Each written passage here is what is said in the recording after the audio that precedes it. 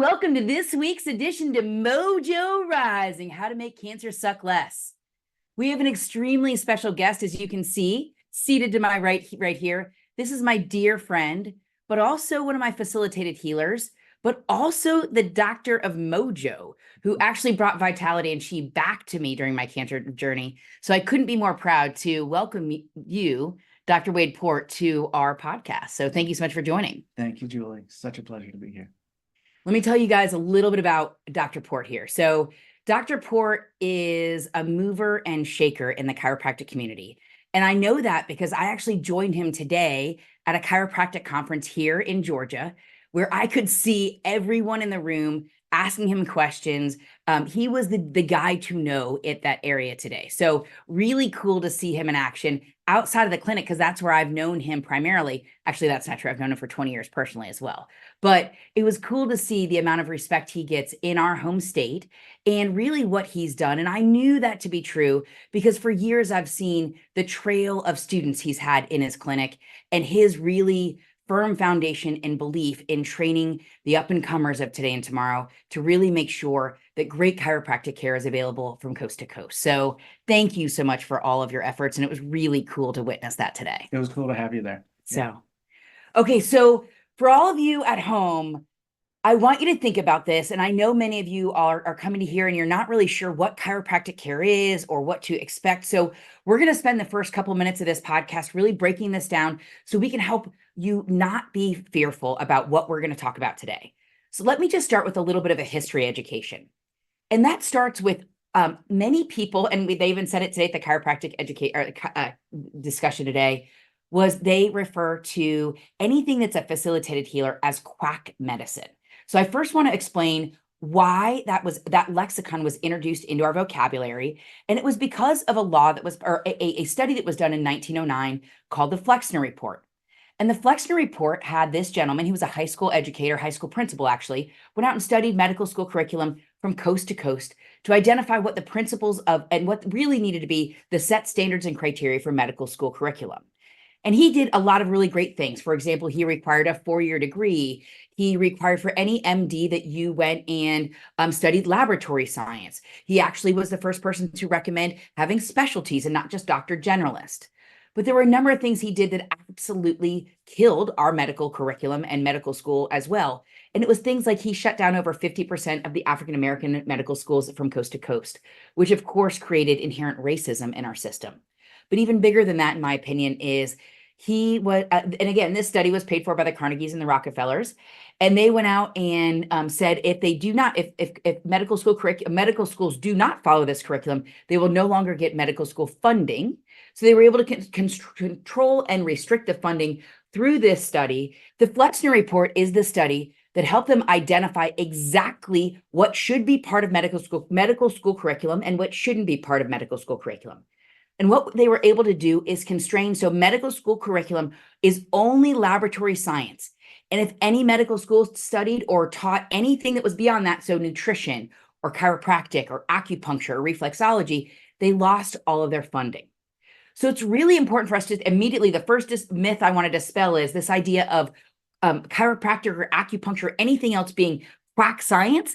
And I can tell you right away, both from my life and others, it is not. And the only reason it was ever referred to that was because of a political capitalist move. So first thing is let's go ahead and say, this is just real science, not just quack science. Would you agree, Dr. Port? Of course. Okay, so you went through a significant amount of education in order to become a doctor of chiropractic. So let's talk a little bit about that. Sure. And so people do wonder, what is the education? How much of this, how much of that? And I'll say, unfortunately, our curriculum tracks alongside medical school. And so we have just as much, if not more hours in every single subject as med school, except for, I believe, gynecology and psychology, which we still had to take gynecology. Why? So this is why I say, unfortunately, and this is part of the making sure that capitalist interest is preserved, is making sure that the education of the doctors is the way that it is intended to be. And if chiropractors are made to go to a medical school curriculum, which is already bought and sold by the drug industries and beyond, then now you have two professions who are completely handcuffed from the get-go. So really part of the corruption has us having the same type of education curriculum as med school, which we shouldn't. I don't feel we should want our chiropractor to have the same education as our medical doctor. They shouldn't be the same. So why are they? And that's just for some inherent flaws in the system and policy that needs to shift as part of this whole movement. I have to ask why. Why shouldn't they be the same? Like, tell me more about why should the curriculum be different? And what is specifically different between a chiropractor and an MD so that we can help inform our listeners? Sure. Not to create polarity or right and wrong, but I've heard it said this way, and it is pretty accurate, is medicine is the study of disease and what makes us die. Absolutely. And chiropractic is the study of life and what makes us live. Okay, so let's dig into that just a little bit more. And I absolutely agree that, and many of you have heard that one of the things that we really want to change within Mojo Health is the standard of care, because the standard of care is, like, for example, in cancer, it's to reduce cancer burden versus live a long and healthy life long and after cancer. So I agree with that implicitly, like wholeheartedly. So let's talk a little bit about when you say your job is to help the living live, would you say? Yes. Okay. How would you do that? Talk to us a little. Let's help people who've never seen chiropractic care in person. What does that look like? What does that feel like? Well, I think part of it is just being conscious, right? And coming back to that in a second, but to go deeper into that saying of one studies death and disease and sickness and illness, and one studies life and what bolsters that, whether from immunity to every other function of the body. And what we heard today in the lecture was disease is really a non-thing. Let me talk about that. So if you walk into a dark room and it's completely dark, do you take away the darkness? Yeah. What do? You add what? Light. You add light.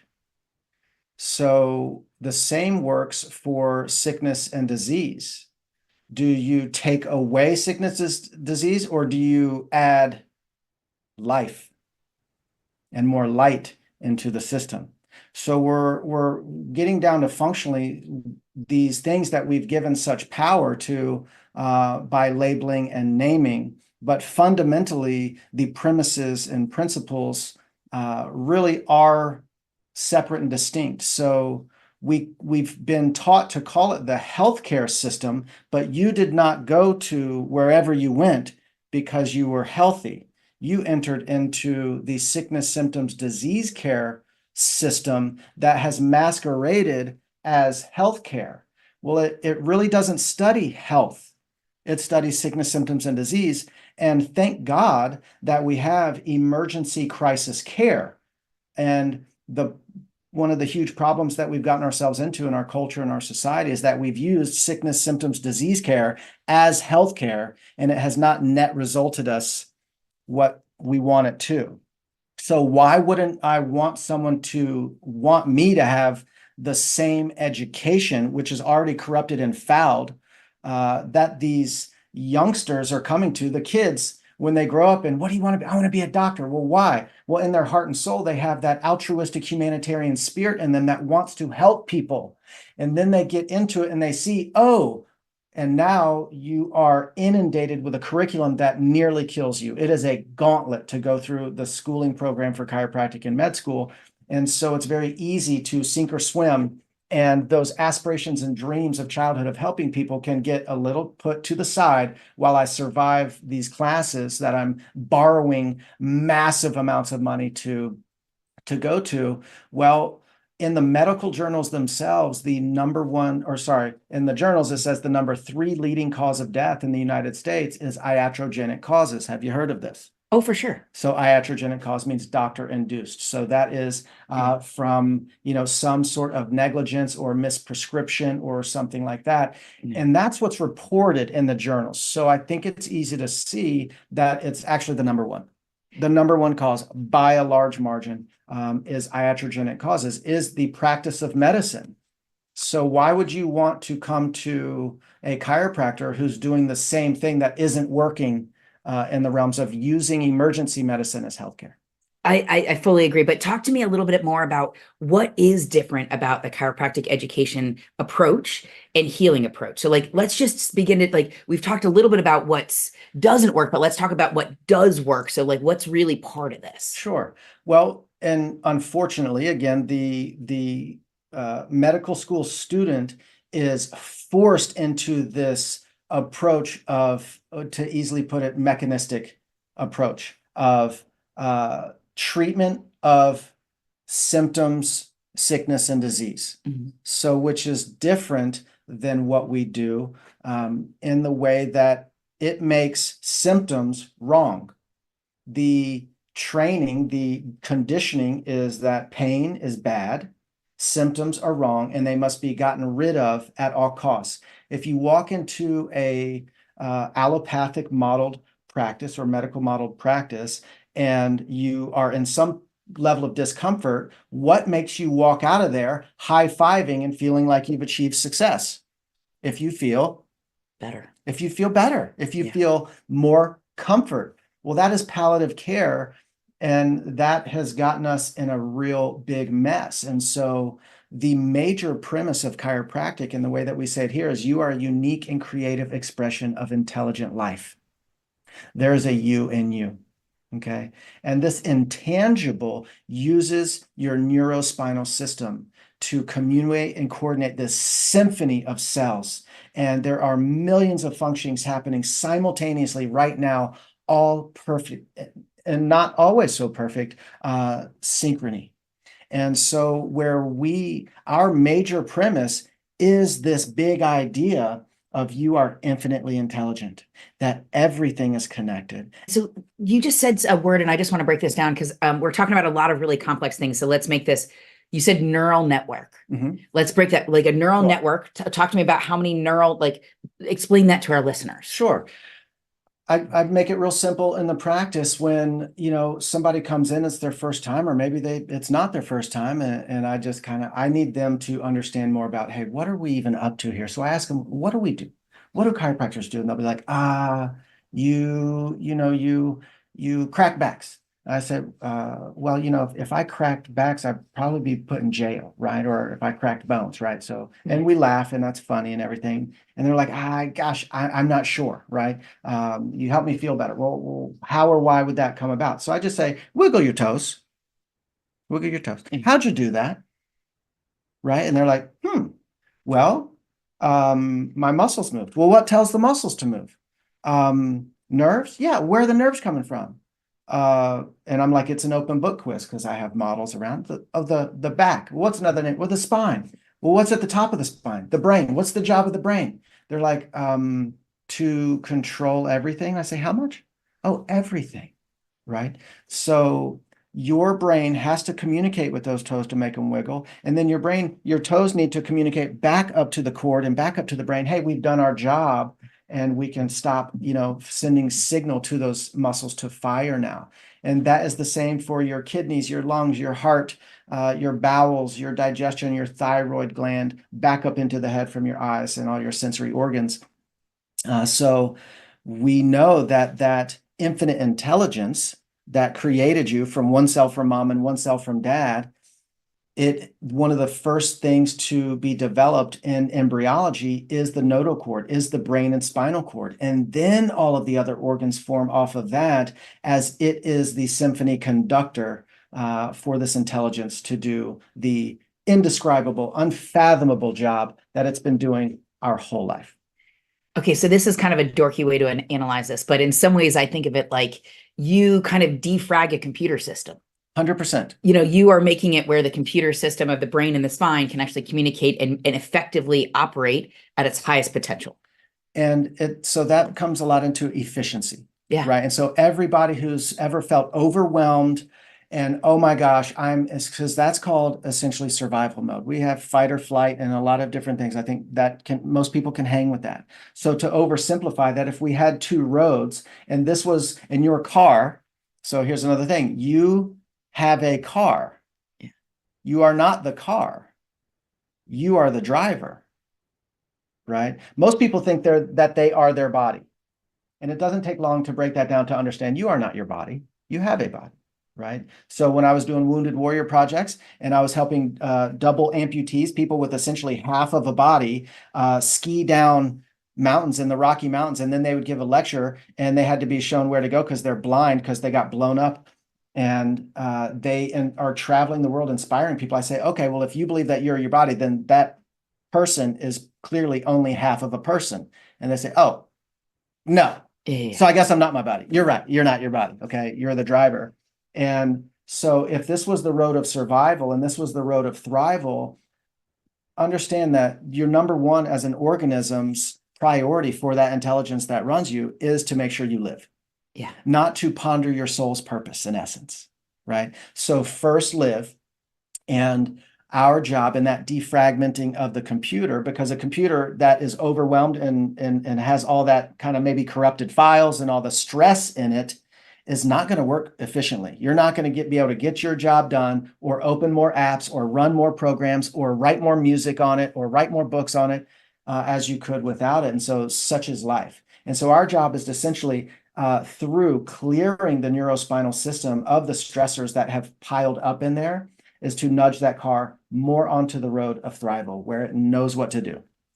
Okay, so talk to me about like for someone who doesn't know, I've been doing chiropractic here since I was 16. So clearly I've been in here a few times. I was literally in this office yesterday. But talk to me about someone who doesn't know, what does it feel like to be served? Like, what does it feel like to have this experience? Well, it should feel amazing. Okay.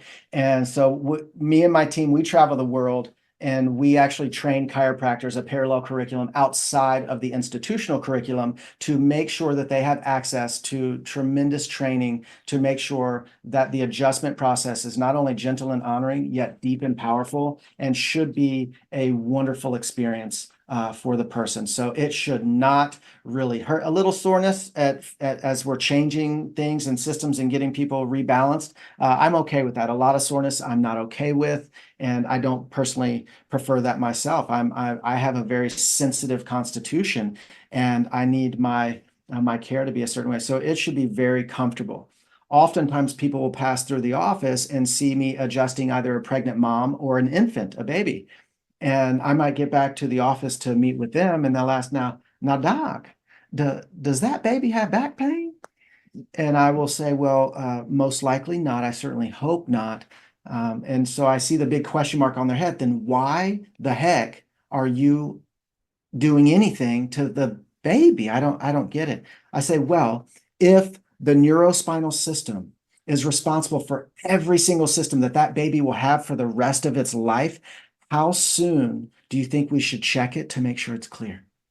And they say, well, right away, I guess. I say, I agree. And so do those parents who brought them in. Now, I know that there's a lot of crazy videos online now, and I actually don't like them. I think they scare more people than they inspire to receive care. And I really don't see a lot of honor and sacredness happening on those videos. But the way that we check a baby, we like to say the amount of pressure that we hold on a spine of a baby is about the amount of pressure that you would check a tomato for ripeness. And so whatever you see online, that is not what we do to babies or any adults typically. And so really what we constantly hear during and after the adjustment process in here is, oh, thank you. And my mind was going 100 miles an hour and I finally feel still. So it's not just a physical, it's a mental, emotional, dare I say spiritual, right? So the physical, it's all connected and we can't separate it. So for me, traditionally, I would come into the office. It might be a 15, 20 minutes where you'd come in here. Mm-hmm. The first couple minutes really is cool because it allows you to have some downtime. So typically you're deep breathing, you're putting oxygen throughout your body, you're relaxing for a minute. And when I came in here, so a little quick story, when I was diagnosed with cancer, I started to build my team and Dr. Port Wade called at one point and said, hey, Julie, you should come into my office. But at this point, I had told no one beyond the colon cancer, which I had removed. I had told no one where the cancer was in my body, no one, except for my doctors. And I laid on your table And I was on your table for maybe 2 minutes, and you walked over and you're like, whoa, exactly right here is where I'm worried about. My neck and my mid back, which is exactly where the cancer was growing. He hadn't seen me in months. I walked in for the first time, and he immediately walked over to my body and was like, I'm sensing some disruptions here. Let's start to just think about this and start to think about how we have you connect. But it's that energy, that electricity that you bring to, you're not assuming anything. You had no idea where it was, but you knew exactly energetically how to begin to approach and to align to what I needed and meet me where I was.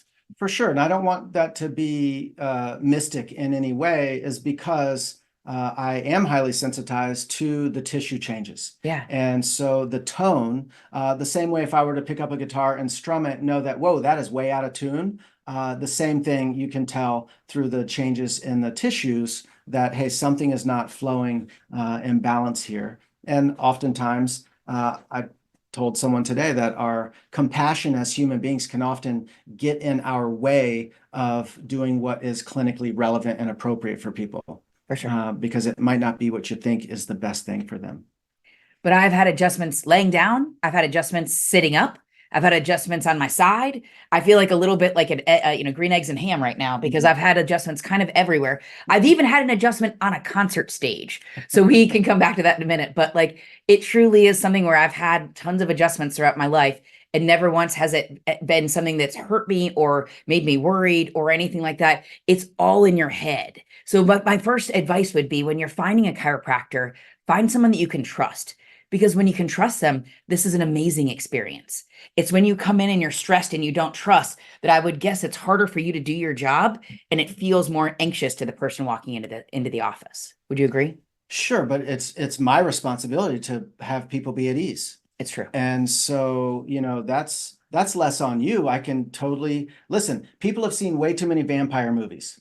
So really the conditioning is someone does to your neck and you drop and you fall dead on the floor. Well, those are the movies, that's Hollywood, but the conditioning is very real. If the person, no matter what, whether it's your acupuncturist or homeopath or anything like that, if they're not being very mindful on helping you be at ease through the process and answering your questions, then there's a lot of great ones out there who will. I couldn't agree more. And that's something that I would definitely say. Part of this is our responsibility to share with our practitioners, what do we need, what feels good, what doesn't feel good, what's happening in our world, what are other assessments or diagnostics that we've gotten from other healers that we could bring to bear that would help them do their job. I know I've shared PET scan images with you. I've shared all sorts of information, because I want you to have a full data set to care for me in the systems and processes that you're healing in my body, or helping to heal in my body. I shouldn't say healing, because he facilitates the healing within me. Mhm. So, okay. So when someone says an adjustment, what does that mean? So, well, adjustment. I like to look at the beginnings of words and look in Latin and Greek and see where they came from. But essentially, it's a system of analysis to where we can discern whatever technique or protocol we use, which there are lots of techniques and protocols to use for an analysis of where the body is struggling to thrive, and it's in some level of safety, protection, and defense. So often you can think of it as a fuse box in a house. If an overwhelming amount of electricity comes in, what happens to the fuse box? You trip the breaker. It trips. Does the whole house burn down? No. No, just that trips.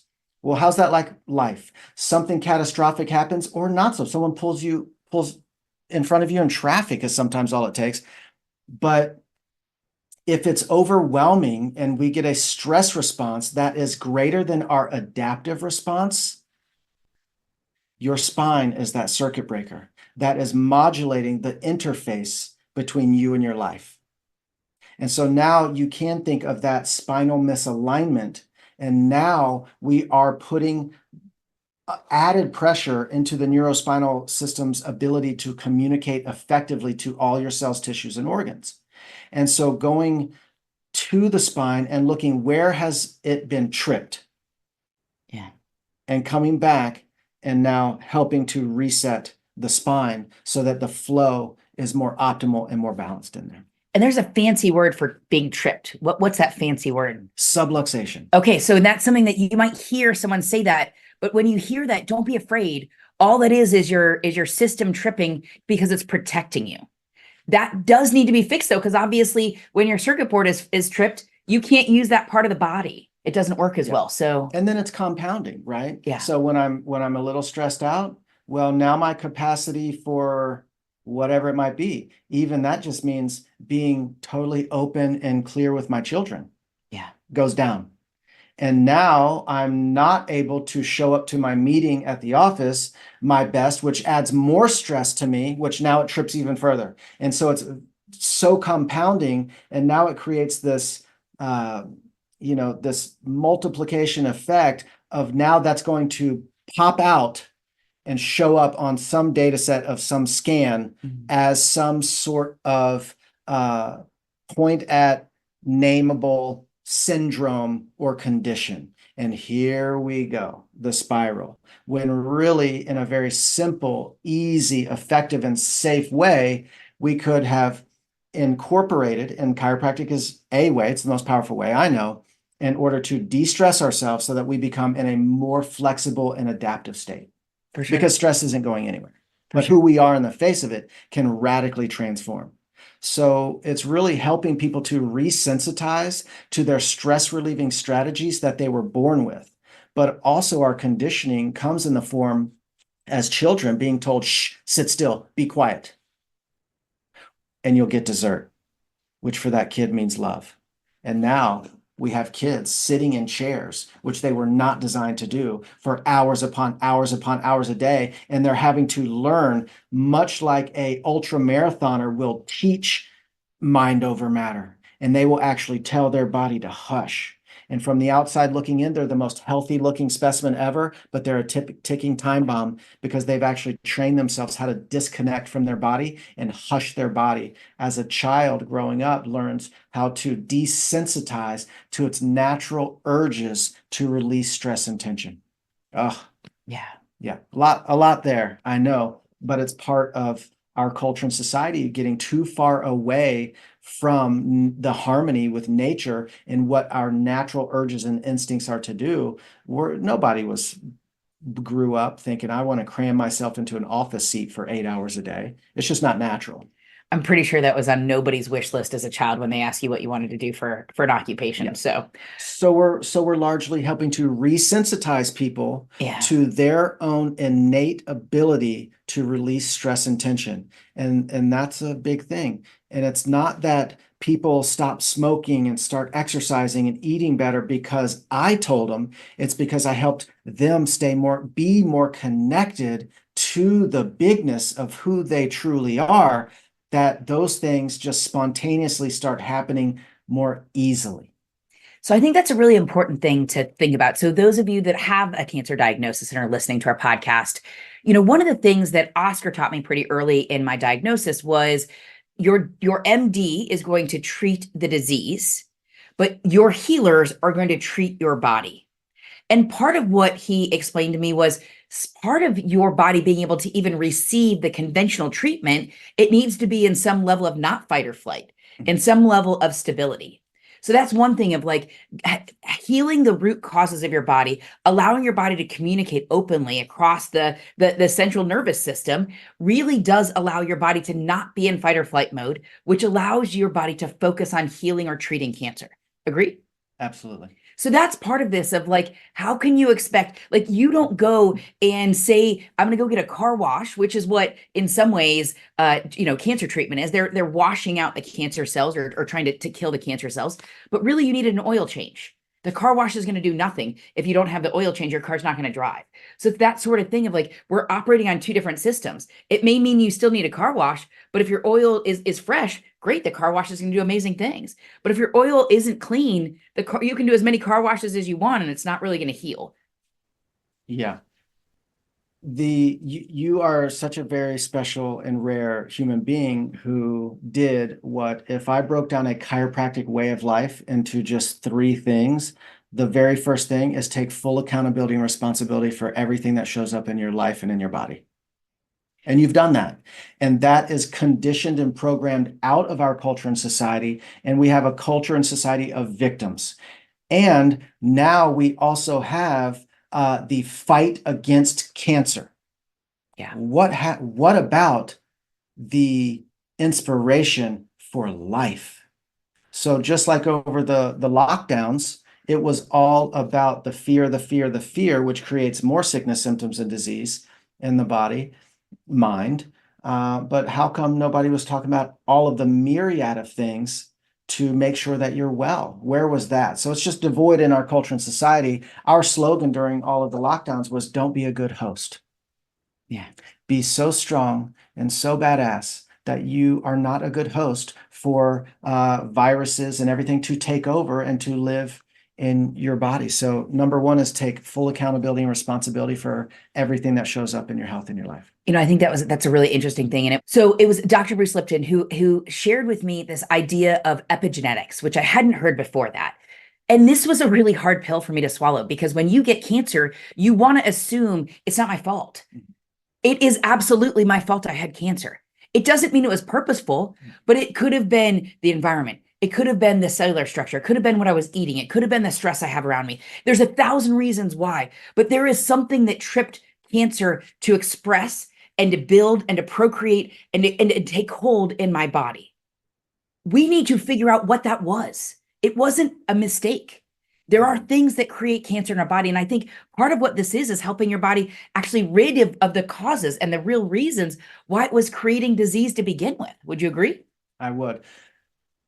In 1918, Spanish flu was killing millions upon millions upon millions around the world. There was one place that people weren't dying, and it was so prevalent that the United States government took note. And it was in Davenport, Iowa. Well, that is what we call the birthplace of chiropractic. It's where the very first chiropractic school was created. And so the government took note and said, what is going on in Davenport, Iowa? And they found out, oh, these people are getting adjusted.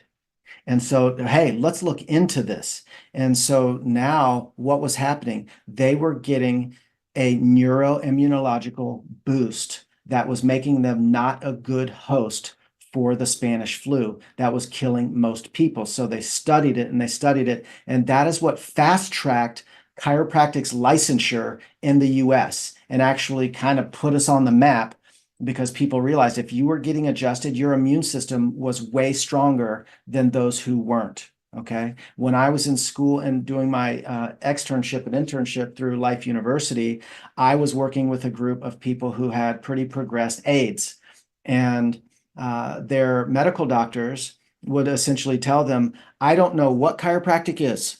All I know is when you go get adjusted and you come back and we run labs and we run tests, your immune system, your white blood cell count is through the roof. I don't know what it is or how it works, but keep going.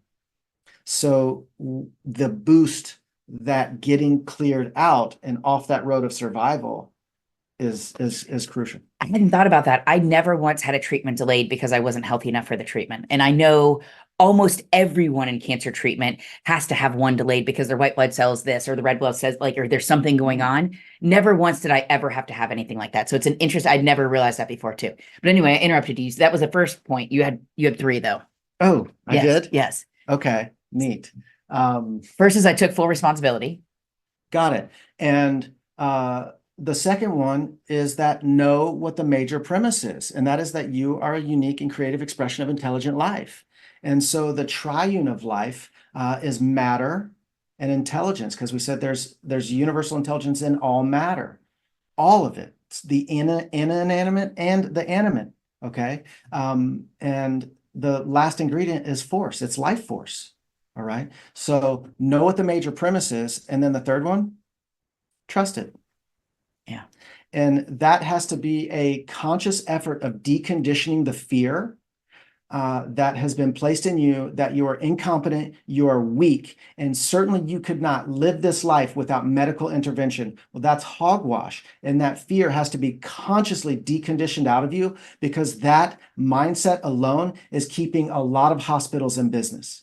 Okay. A lot of drug companies getting rich off you not understanding how amazing and incredible and capable your body mind is.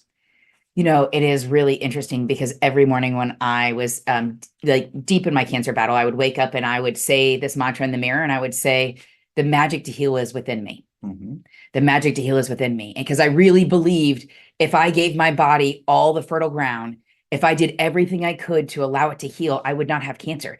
And when you have stage 4 cancer and you think that way, people think you're nuts. But clearly, as I sit here before you and have no evidence of disease, I'm not nuts because we were able to really understand and tap into that magic within me because it wasn't some hoodoo voodoo witchcraft. It was aligning my systems, making sure everything in my body was functioning as optimally as possible, feeding it the right fuel, getting the right exercise, getting the right sleep. All of those things are what that magic has created. And without chiropractic care, my nerve systems, my ability to communicate, my ability to have chi and vitality and mojo wouldn't have been there. Yeah. Strongest paradigm wins. And so what we saw Julie do and continue to do is really that conscious deconditioning. And so what we think about, we bring about. And so remember, you can't fight darkness. You can only turn on the light. You cannot fight disease. You can only turn on life. And so the way that she was conducting and is conducting herself is in that realm. And thank you, lab person here, oncologist here, for minding what you are going to mind. And at the same time, my and is full steam ahead on celebrating and cultivating that life in me. One of the largest chiropractic studies done to date was, and I'll ask you this, and I ask audiences all the time, do you believe you are what you eat? What do you think most people say? No, but yes, What do you think most people say? Yes. Most, you're not most people, Julie. Most people say, oh, yes, I believe you are what you eat. No, not so much. Maybe even a little more accurate, and we could probably break it down too, is you are what you eat, digest, absorb, and assimilate. And so where I'm going with this one is a lot of people who are going to Whole Foods and buying just obscene amounts of supplements at obscene prices, they've got really expensive pee and poop because their bodies cannot process, absorb, digest, and assimilate all of the nutrition in there because their neuroimmune systems are so out of balance. They're fighting fights rather than working on the healing, growth, and repair of the cellular dynamics, of the organ tissues, and all this stuff. So the study that was done showed that when you are getting more our brand of chiropractic, which is different than maybe conventional brands of chiropractic, all the healthy things you're doing, whether that's exercise, meditation, nutrition, etc., acupuncture, you name it, through getting your nervous system tuned up, you will be able to get threefold plus gains from everything else. Let me say that again. Whether it is training in the gym, your body will be able to process and integrate that training, and you will get threefold gains if you are utilizing chiropractic care. Now, most brands of chiropractic care. Why do you think every high-level sports team has a team of chiropractors? And they have since really the 80s because they know it freaking works. And we will do whatever. I don't care. Call it quack, call it snake oil, call it whatever you want. Our athletes perform better, recover faster, and so now go to corporations. Whether it is we have less sick days, the team morale is higher across the board. All of these metrics are through the roof when people are defragmented and de-stressed in body, mind through their neurospinal system functioning better. Okay, so you just hit on something that I think is going to be an important question for our listeners to know, and that is not all chiropractors are the same. There are a lot of different types of chiropractic care. There are a lot of different quality, different levels of quality. So let's talk a little bit about the types of chiropractic care that someone might want to consider as you're selecting a chiropractor. Sure. Now, I'll try to embody the layperson in the public who's like, okay, I think I want to do this. Yeah. And so whether it's one of a common thing of like, hey, I really feel the call, this resonates with me, but I just got to tell you, I am horrified of getting my neck cracked or my neck adjusted.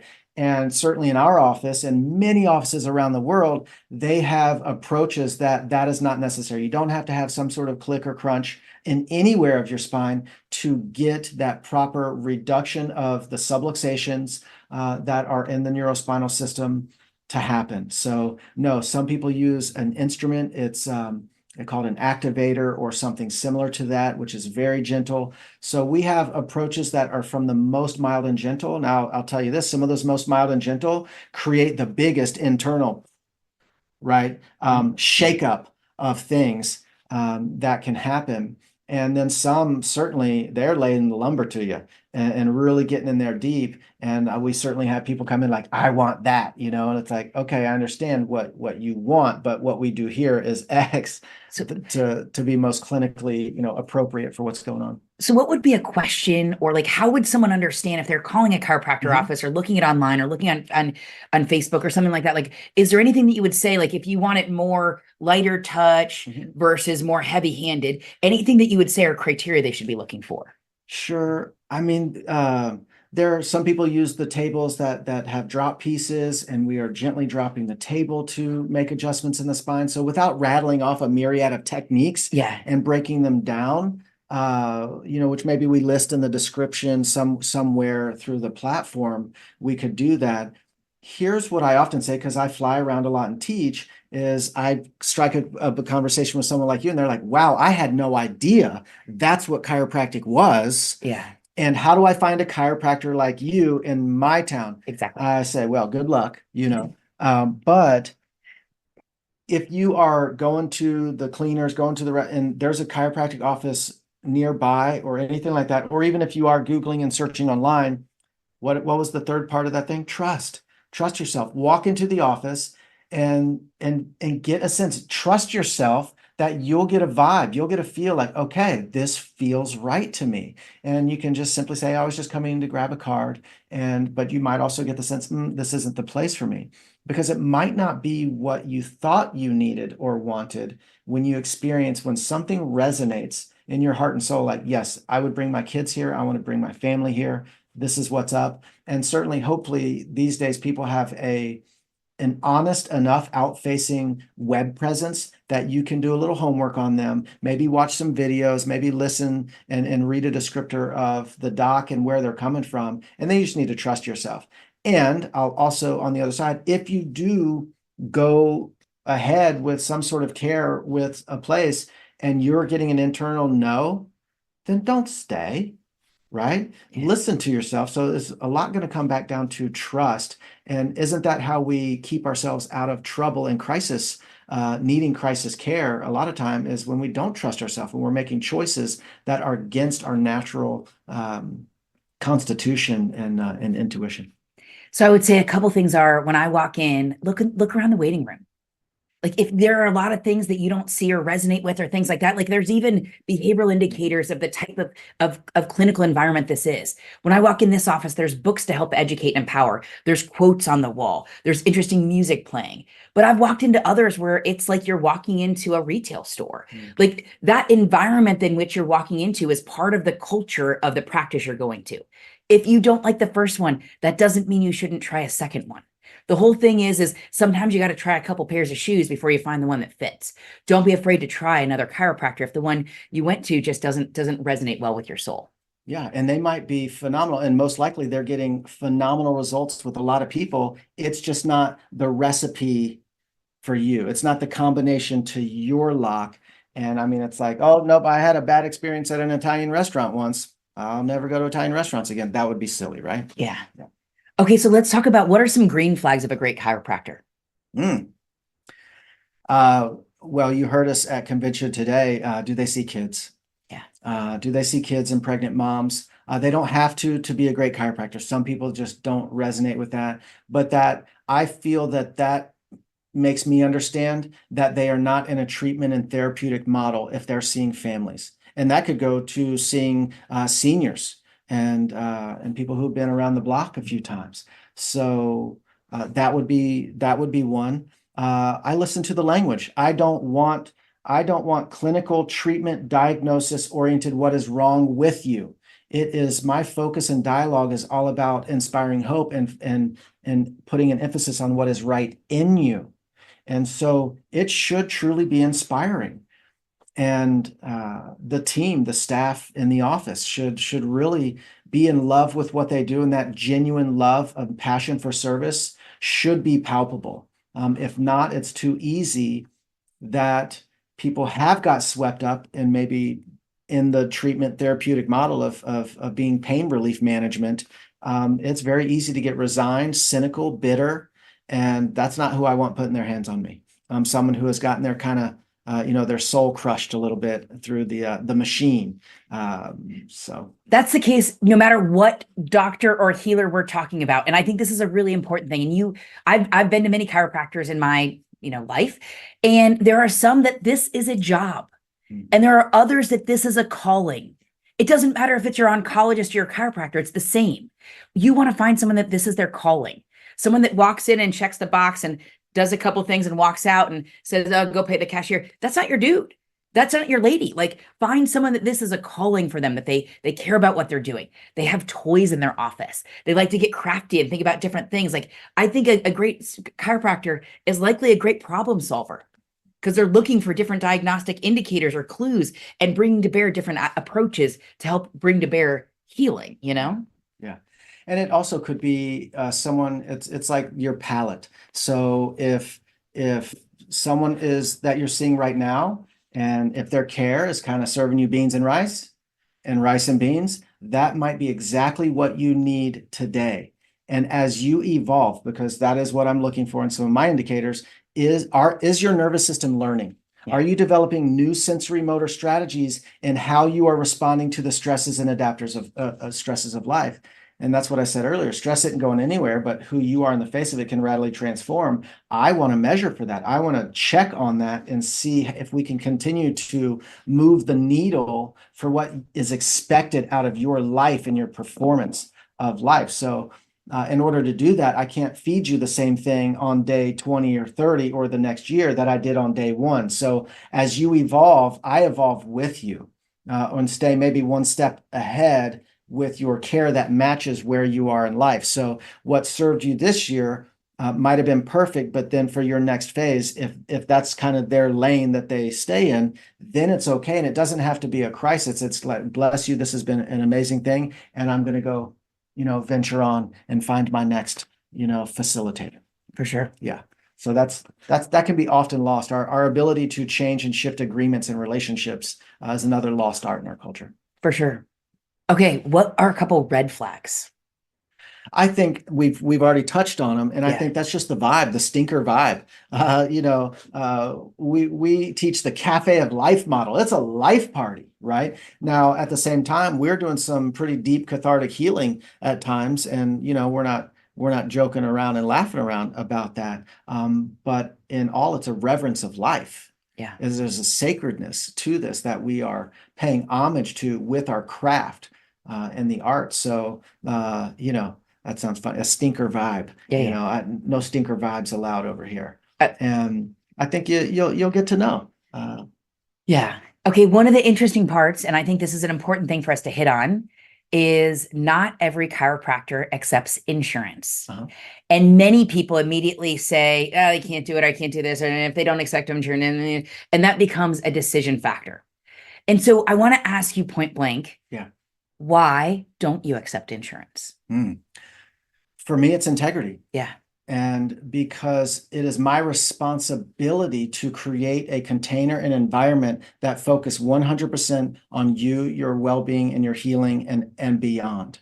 And so if I work and I make a contract and I sign an agreement with one of the third-party private insurance companies, now I actually work for them now.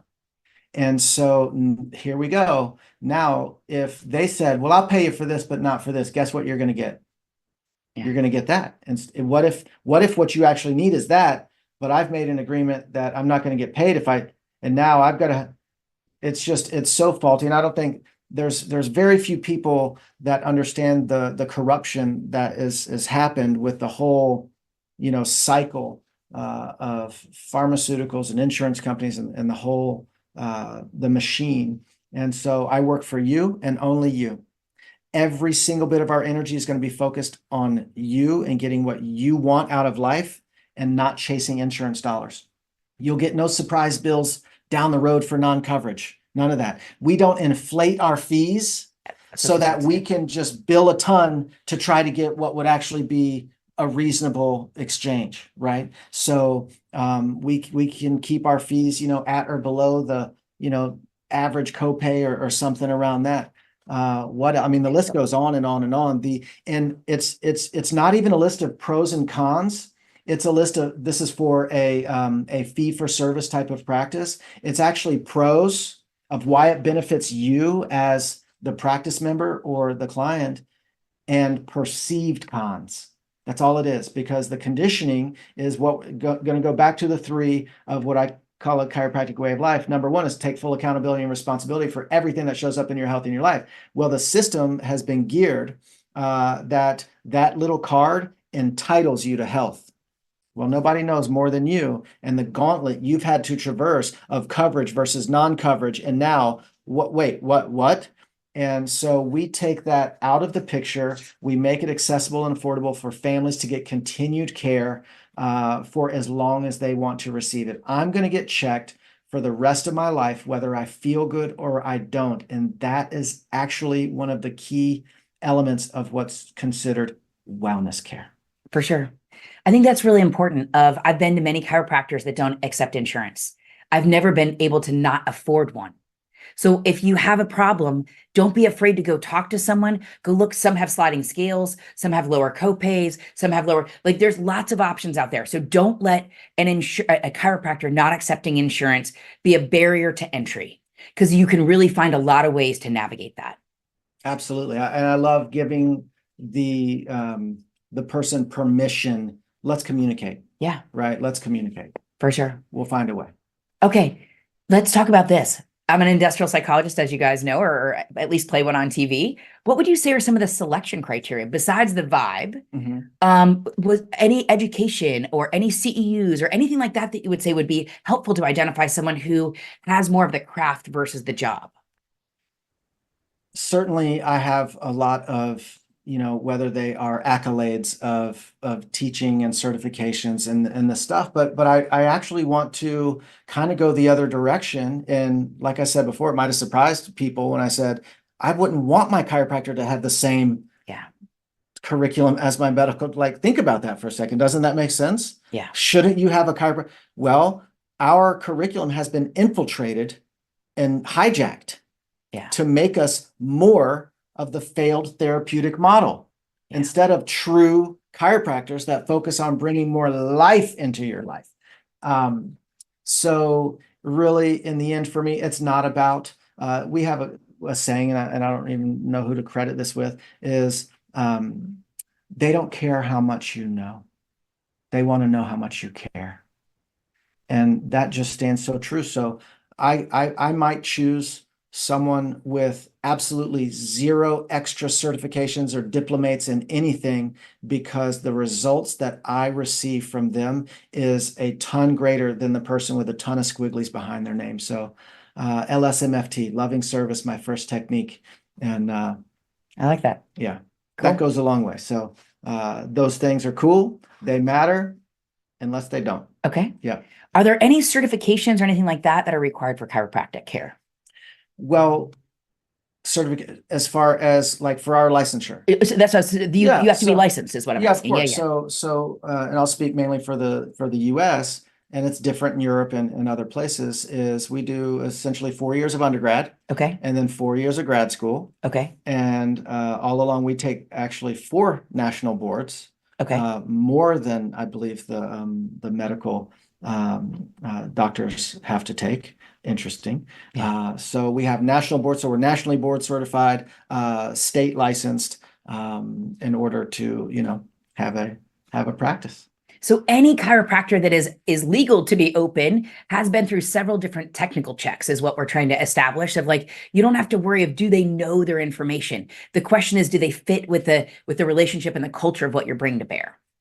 Sure. And, when I was in school, I can't even count the number of parallel curriculum or outside my educational institution programs, workshops, retreats, trainings that I did. So that's who I'm going to see, because really the curriculum is inadequate, unfortunately, because it has been hijacked. So yeah, the people who have gone out there, like Oscar, right, and others who have really committed and devoted their life to their craft, and they will have sought out those extra levels of things typically, right? For sure.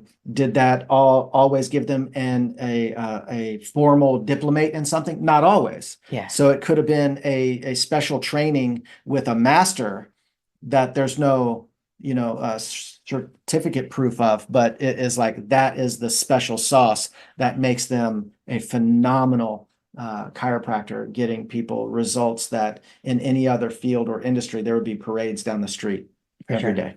For sure. Yeah. Okay. Last question I think I have for you is when you think about people's fears of coming in here, is there anything else that you would share is a myth breaker or something like that that we really need to dispel during our conversation?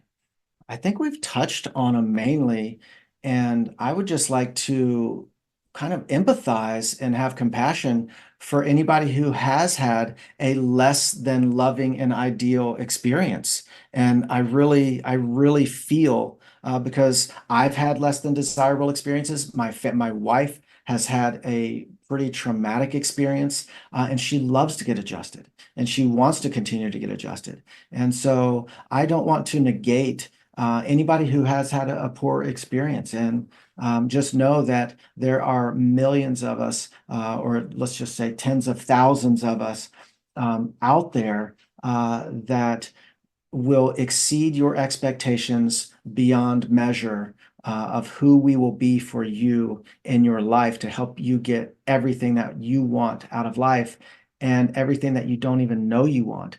Because when people are in survival, they can't dream.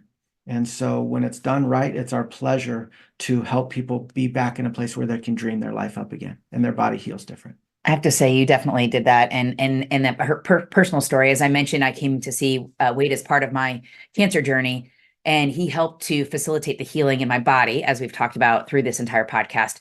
But he also helped to facilitate the healing of my soul when he helped me remember how to find my flow, and actually was the first person that reminded me how important dance and movement was, not just walking, not just working out, but movement to find your soul was in true health. So I have to thank you for that as well. Truly. Okay. What else would you say? Anything, any other knowledge bombs you think we should drop on our listeners? You can do it.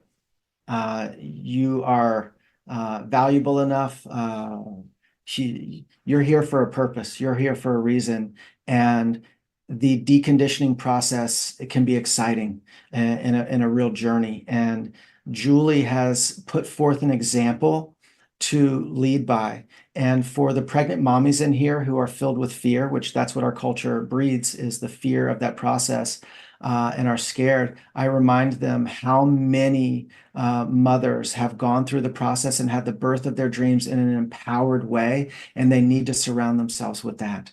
Surround themselves with that more and more and more. Listen to the stories, be around people who are doing it, and really tuning back in to their truest, highest self. When you do that, you're going to make those choices that have been difficult to make in your life. They're going to get easier and easier. Chiropractic is a great tool. It's not the only tool, but it's a great tool to use to make this a lot more easy and effortless to get that ball rolling, to really, in small steps or big ones, really transform your life.